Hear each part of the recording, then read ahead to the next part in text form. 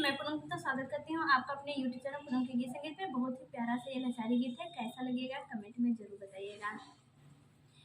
पियवा के पातेरे ओठ बसुरिया ना हो, बसुरिया ना बाजे ननदी। पियवा के पातरे ओठ बसुरिया ना हो, बसुरिया ना बाजे ननदी। पियवा के पातरे ओठ बसुरिया ना हो, बसुरिया ना बाजे ननदी।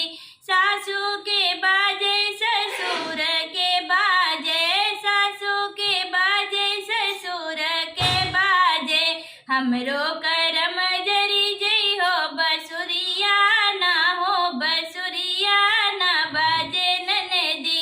हमरो करम जरी जई हो, बसुरिया ना हो, बसुरिया ना बाजे ननदी।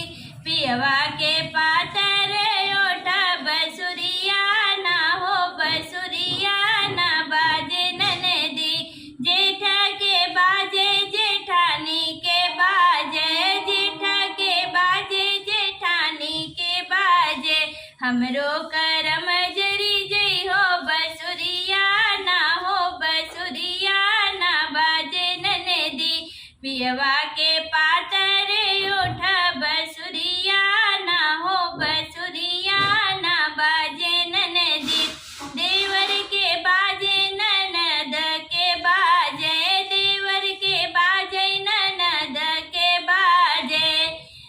हमरो करम जरी जई हो, बसुरिया ना हो, बसुरिया ना बाजे ननदी।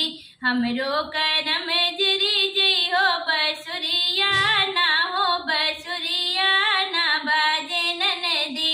पियवा के पातरे ओठ बसुरिया ना हो, बसुरिया ना बाजे ननदी।